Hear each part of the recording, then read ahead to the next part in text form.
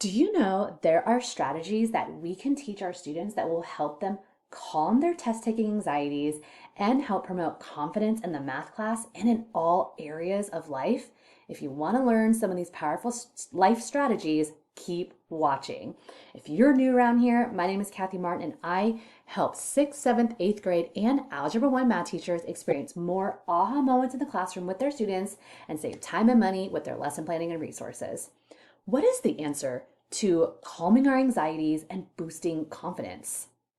The answer? Mindfulness. No, I'm not talking about yoga or oming really loudly. I'm talking about strategies that we can teach our students to help calm our central nervous system so that we can remain calm and clear headed. If our central nervous system is stressed, your central nervous system is your fight or flight reflexes, right? If that is stressed, it becomes almost impossible to focus, let alone do well on any standardized test. So, what can we do? What are some specific strategies that we can implement um, so that so that we can actually use this in our classrooms? And actual strategies that don't draw any attention, right? Because we don't want attention drawn to us during our test, and actually works. I have 3 practical strategies for you to use that you can implement today that will work for you that I use regularly in my class. Okay. All right. So let's dive in. Number 1, we need to foster a growth mindset. This is something that I know you've probably heard about and takes time. Okay.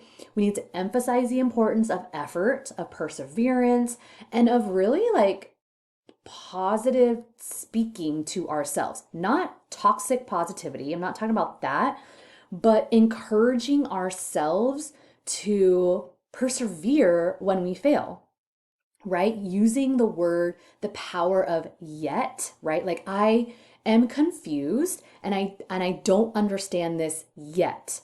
And I am making effort to do better, to learn this. I understand it's that productive struggle, okay? If we as teachers can provide feedback that focuses on effort, progress, and improvement rather than just like the grade, that is going to really inspire opportunities for learning and growing. So, growth mindset, that is more of a long term, we got to do this all the time to help us grow our brains. And if you want to learn more, like please go look up Carol Dweck. She is like the queen. She is like the godmother of growth mindset. At least I'm pretty sure she is. She's the one that I've learned all my information from about in terms of growth mindset.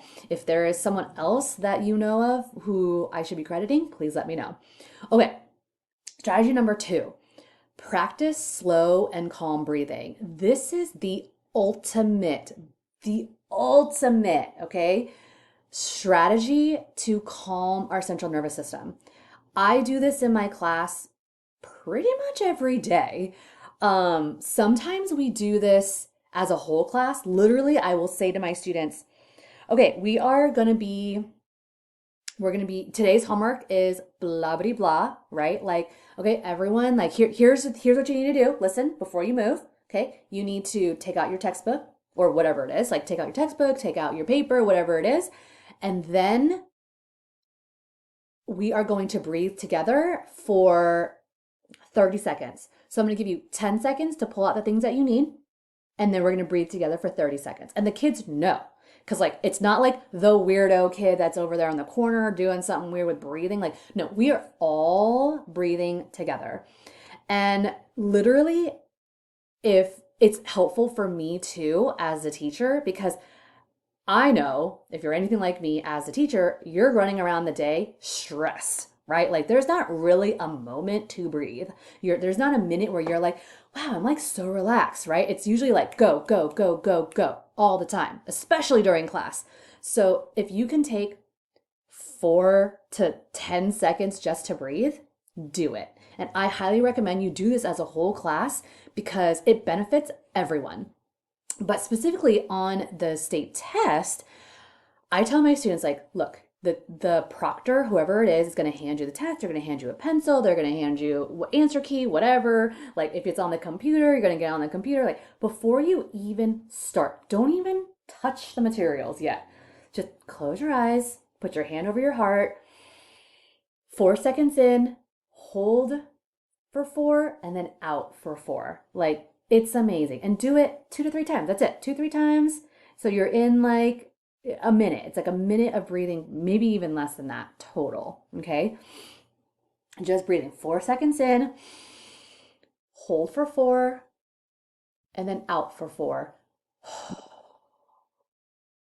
Instantly, like you feel more relaxed. And again, it does not need to be like a 5 minute, 10 minute thing. It could literally just be 30 seconds. Okay. And the final thing that I want to show you that I do all the time with my students is a strategy where students say affirmations to themselves, but touching their fingers. It's just, I don't know what the thinking is behind the touching of the fingers, but I think it's like mind verbal, like the whole mind body connection. I think it like makes a big difference. So it's like, so here is how it looks, and you can have your students create their own affirmations, like whatever you want to do. And I have students do this when they are about to get on the field for something, whether it's baseball, basketball, football, like, or choir performance, dance performance, like whatever it is, like outside of the classroom is what I'm saying. They are doing this as well. It's so powerful. So they're going to take their fingers, like pointer and thumb, and they're just going to repeat an affirmation to themselves, like, I am smart. And then the next finger, I have aced this test. And the ring finger and the thumb, I am capable and calm. And then, the pinky and the thumb, I am